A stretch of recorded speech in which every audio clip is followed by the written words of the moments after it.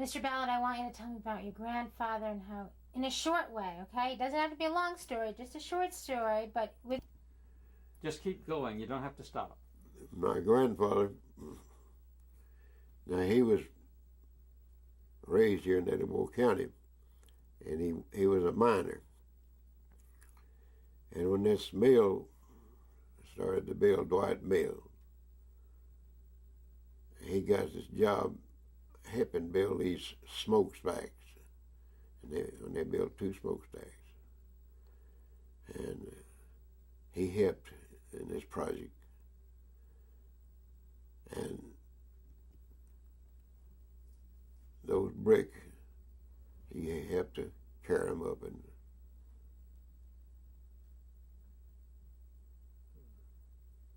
whatever they had for him to do with it, but he helped to build those stacks. Now this was about the year of 1901. And then after the mill was built,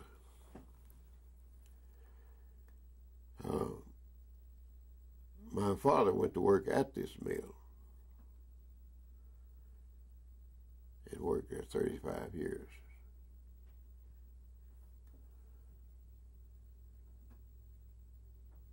Until they discharged him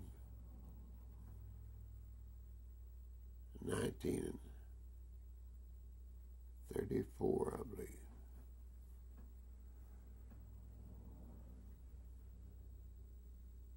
Okay. What happened to your father after he got discharged? Well, after he got discharged, Just say, after my father got discharged. after my father got discharged, he didn't do anything except just pick up a little job here and yonder. Nothing regular.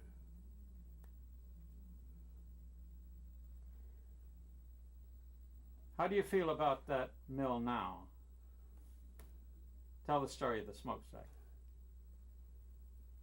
Well, I would like to have seen them keep one smokestack. And I believe I'm not by myself. I believe a lot of people would like to see it. However, they didn't see it that way.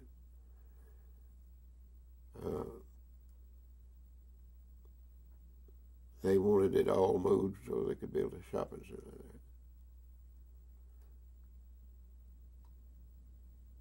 How do you feel when you go to that shopping center? I still feel like that mill is still there somewhere, which we know it's not. You can walk around in there when we're buying groceries about on the spot where my dad walked around and worked.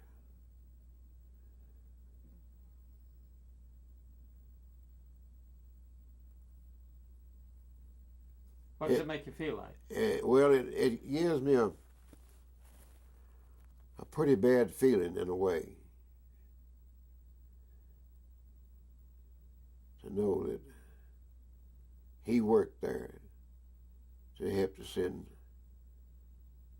me and my sister to school and to make a living for his family.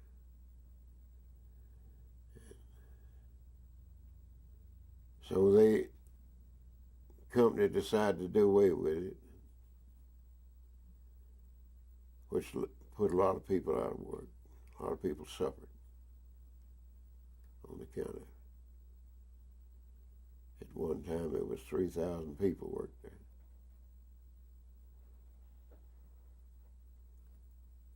Now, one other thing, could you tell me the story again, just as with all the memories you can about that lamp? That lamp has been in the home since I was about 8-year-old. It was my mother's lamp.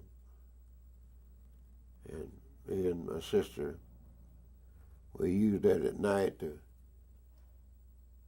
get our homework.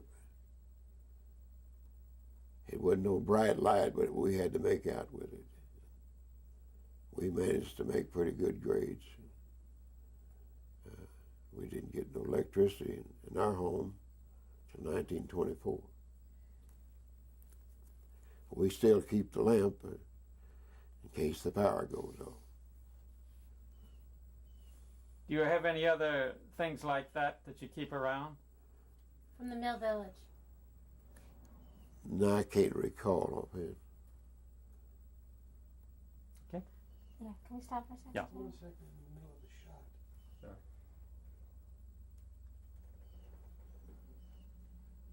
Nice idea. Think about all of that.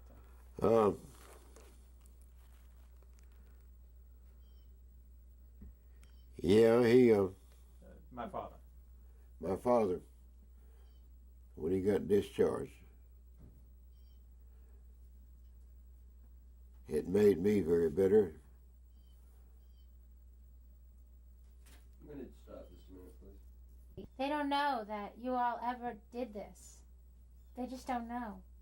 A lot of folks have been ashamed to talk about it. So, union man and a union leader, and what he did after he lost his job. And how you felt about it. Okay, Jim? Well,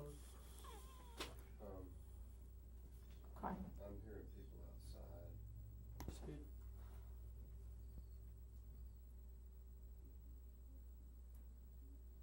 You ready? Yes, sir. Sure. Well, the whole family was very bitter about him losing his job because he had, Sorry, you have to start my father. my father lost his job on account of, well, they didn't tell him so, but anyhow, because he had joined the union and he was a leader, and they discharged him. And he had worked there a good many years, and he was very bitter about it, and the whole family was.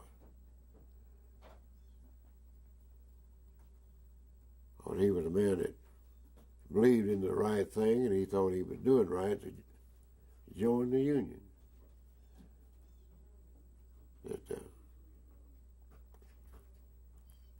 Which would give a working man the right to, he had the right to organize.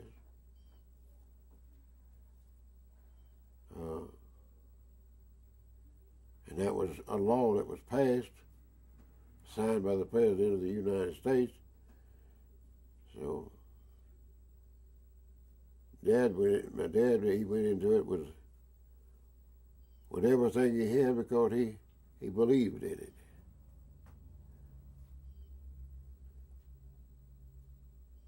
He would talk every day. Dad would talk every day to people, trying to get people to see that it would be good for us to have a union plant. And of course, he did. Dad gained some friends there. And of course, I'm sure he lost some. Because we had so many people that was not for the union.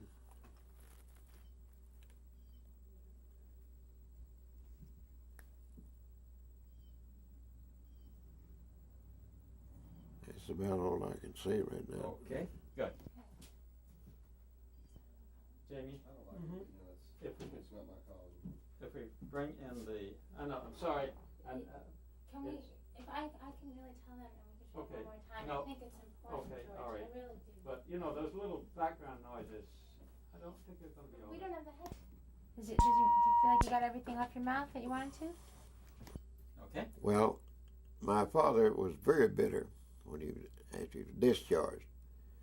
The family was very bitter. And his friends and neighbors had known him all these years and knew how he was about being a leader and how he believed in things. It was right. They were bitter because he was a man that whatever he believed in going all the way. He didn't believe in doing a halfway job. So he fully believed in organized labor. Dad was a leader.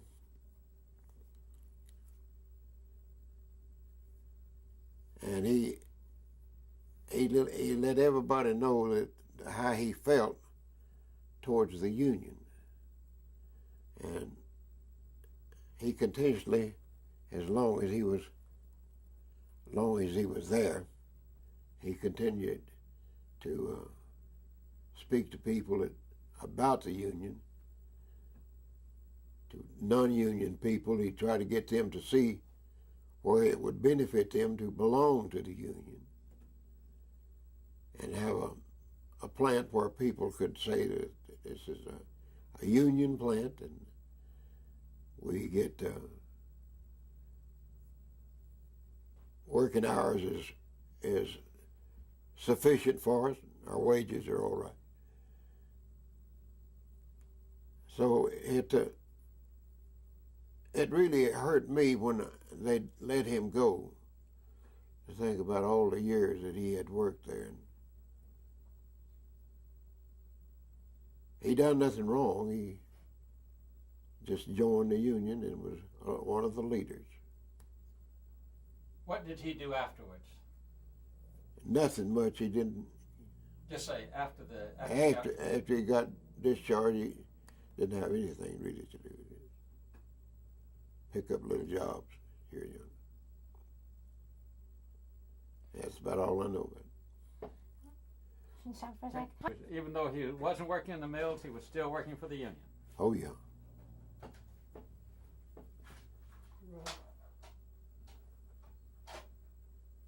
Yeah, he never did let up. He continued. Hold it just a minute. All right, so my father. My father never did let up. He continued to talk in favor of the Union, even a year after he was discharged. Because like I had said in the beginning, when he believed in something, he went all the way. He didn't go halfway. Did they have meetings at your house? Did No. you bring Mr. Holland and Mr. Sewell over to your place? No.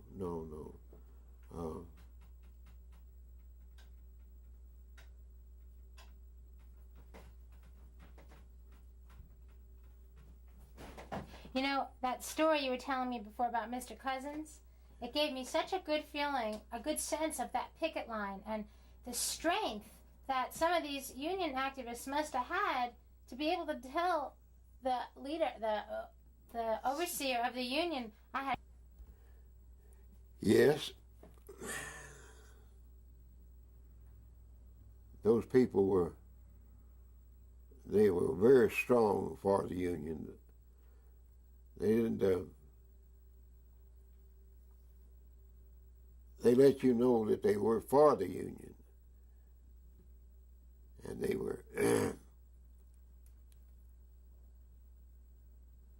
anybody that come around the picket line they would find out right quick that these people were strictly Union people, and you couldn't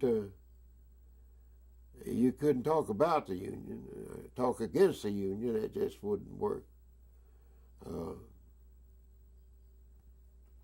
The people, though, they, like I have said, they wanted a plant that was organized to the right hours, number of hours in a day. They wanted 8 hours a day and get away from that 12 hours a day.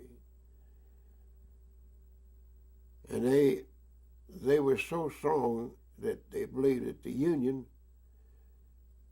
would let them have those things.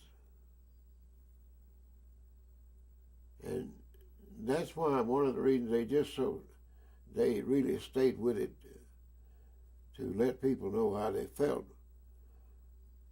about organized plant.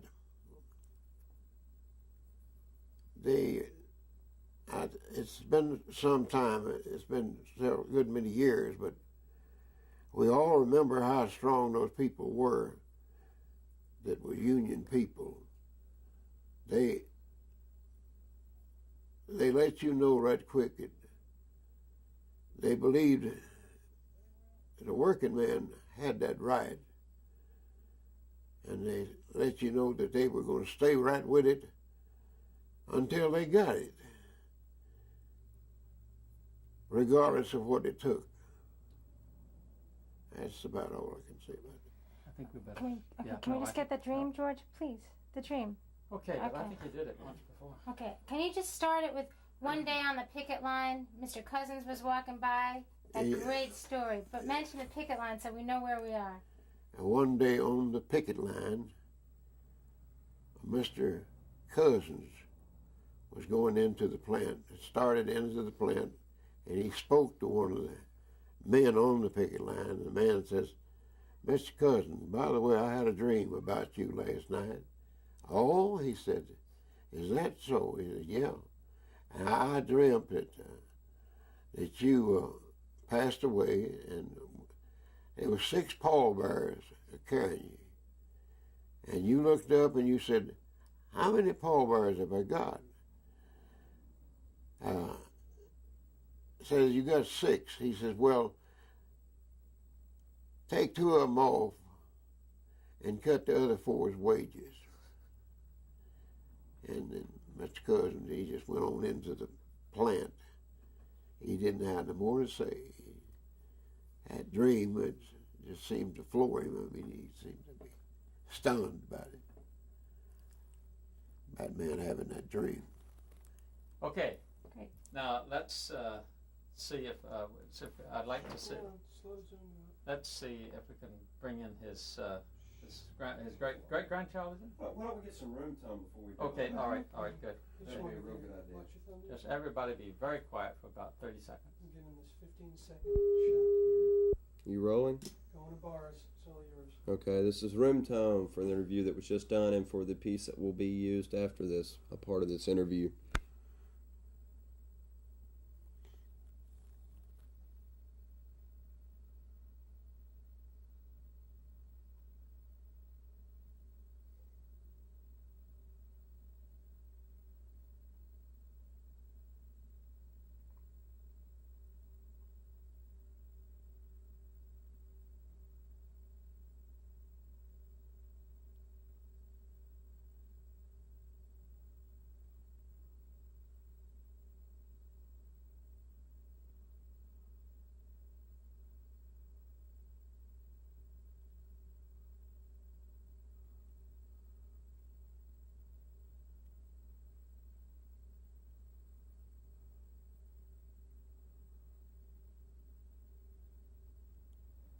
Okay. Okay. The kitchen. Yeah. Okay. That's gonna knock your lights, I'm afraid. This one.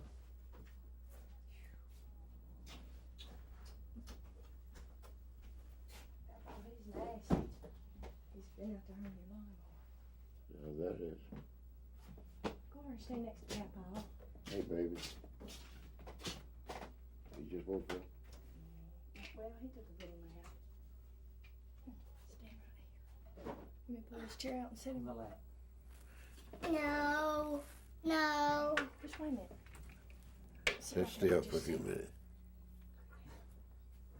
Who's that on your lap? That's Elliot Ballard. That's right, nice.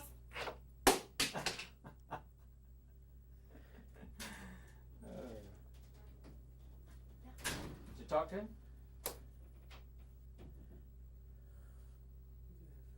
Could you talk to your grandson? Yeah.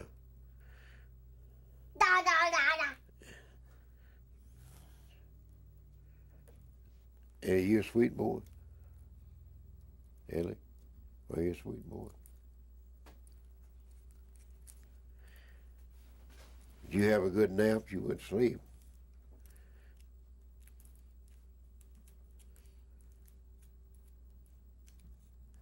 What do you got there? Raheem. like a wiggle worm. Okay, let it go.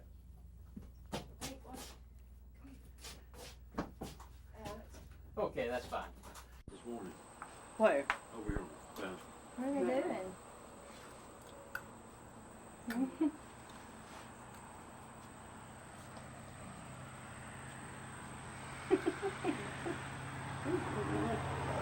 That's gun at us. Dumb. Are you hiding?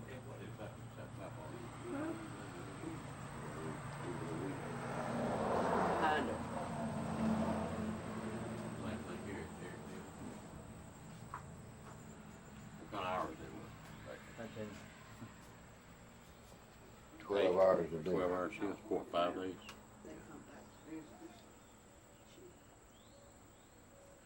I can imagine get some of those folks that I work with to work in a place like that.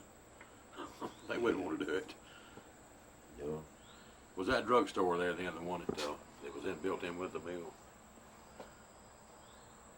You know the old Snell Grove drugstore? Wasn't it Snell Grove? Not Snell Grove. What was the name of it? Curtis drugstore. Right there with the cotton mill. Yeah. Was that part of the mill? Did they own it? I don't remember. But the drugstore was there. That drugstore was there when I started high school, but this the guy from Alabama City that owned it. You know, it's got that big brick home, that old 100-year-old home down on Sansom Avenue. What's his name? What was those people's name? And what was the drug man's name in Alabama City that owned all the drugstores? McNair. McNair. Wallace McNair? Yeah. Wallace McNair. He's the one that owned it then, or some of that family. Some of that family. They filled that lake up around there too. Yeah. You know, they found that thing full of snakes underneath that building there. They tore that thing down. Huh. There was water moccasins all under that building, just like spaghetti. Did you know the story about your grandfather building the smoke sites? No, I don't know if I heard that. Get your father to tell about that. That was my grandfather, Ford. My grandmother's daddy. What you talking about? Yeah, he What, had, the big stacks there? he had to build those smokestacks. There was two smokestacks. He didn't work in the mill though, did he? No. No, he come out of the mines. Come out of the mines on that job when they built in the mill.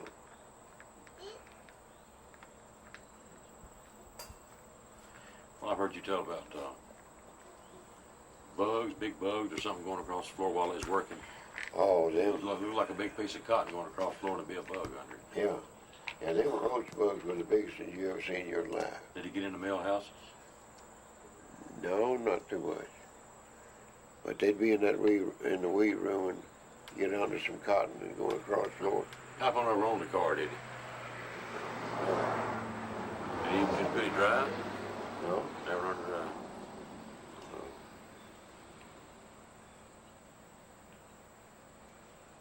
When's the first car when y'all moved to the mountain? Yeah. I was 12 years old, the first car I ever drove. You should have gone to that car show hadn't you, here a couple Sundays ago. You've probably seen some up down there. Yeah. 1924 model, I believe, was what I drove. Ford. Yeah. A new one. What new car cost? $600. I think they paid $575. I'd make a good payment now on a new car. Okay, Judy? Yeah. If I'm gonna cut in the business, something I'll look to see how many Ballards are there, you know. E. Ballard's on the bottom there. E. Ballard's Papa. Ernest Eugene. You want to read it out, please? E. Ballard worked at the White Mill for 20 years. Applied for his job twice when strike was called off at the request of President Roosevelt. Was not reinstated on job. Croft Coley, new employee, had been placed on his job. We appeal to your honorable body for reinstatement of this employee on his former job for future protection under the provisions of the National Industry Industrial Recovery Act, and for an adjustment also on the matter of wages lost because of the Dwight management's violation of the law, in this case, a discrimination. It's a pity you didn't have discrimination laws back then, didn't it? Really? That's not something. I'd like to have a copy of that. You have to really beat the bushes to look in the phone books to find names. Are you related to this one or that one or whatever? Did you recognize any of these other names in here? Are there other names in here from Gadsden? Yeah. Yeah, that Coley. Gene said he wanted to get a copy of that. You know. Okay. They're all from Gadsden. It's all the people, the union employees that were let go after the strike from Dwight. The reason I asked this Busby name, and it's Busby, you know, what is Busby? Went back to Emma Sansom High School back in the 50s. Yeah, yeah. That's true. A lot of the same names are still there. A lot of the old families are still there. You know. That's true. The high school he went to is now a junior high school. It's been there for I don't know how many years, and third and fourth generations are still playing football in Emma Sansom High School. A lot of them never leave the mill village. Just stay right there. Part of what we're trying to do is understand the legacy of this strike and to see if folks know about it, if your parents have told you about it. Yeah, well, he's told. I mean, I've heard him tell about labor problems in that they had some people try to come from Sand Mountain to take their jobs while they were on strike. I mean, he said they had a literal fight and some gunfire was exchanged, you know, because they were trying to take their jobs. Of course, on what he's told me, they didn't make a lot of money back then. I mean, how much do you make a week? How much does Papa make a week? He made $9.87. I made $8.10. Not in there. Yeah. In there. That was after you worked in the school for a while you were going to school. But you went to work. How you went to work in the cotton mill? Must have been around 16, I guess. You worked there till you went to Ancover Furnace? Yeah. Did you work in the wave room too? Yeah. Did my mother work in there, Mama? She worked in there? Or sister, some of them worked in Yeah, there? she worked in the weave shop. Okay. I don't know any more about the labor problems. What he's told me, I know that they had that problem and had the people try to take the jobs. Of course, most of what he's told us is about how they lived, you know, what they made, and the mill houses. Have you seen the mill houses? Ask your daddy questions. Don't talk about him in third person. No. But, I reckon all those old houses have that slate roof. See what it is? Slate. Yeah. Yeah, that's true. The roofs in those houses been there since probably in the 30s, and they'll be there another 100 years probably. That's right. I tried to buy one of those old houses, been remodeled back before I bought this house up here on the mountain. And the guy put siding on the house over those shingles that was there, and they run some good power equipment trying to get nails in that wood on the side of that house. I mean, it's solid. But did they have polished? Did they have pine floors? Is that what they had? Because this house had pine floors. They had sanded down, refinished like hardwood. Yeah, I know they. They're taking a bulldozer to get through the walls of that house. I know those floors were real hard. They had plumbing, but didn't have sewage, right? That's right. We had one hydrant out there in the yard with a big handle, a wheel on it turning, and we didn't have no bathrooms at all. In other words, Sit in the back alley. they had the toilets were out there. Oh, I guess 150 feet from the house. Pretty good little run.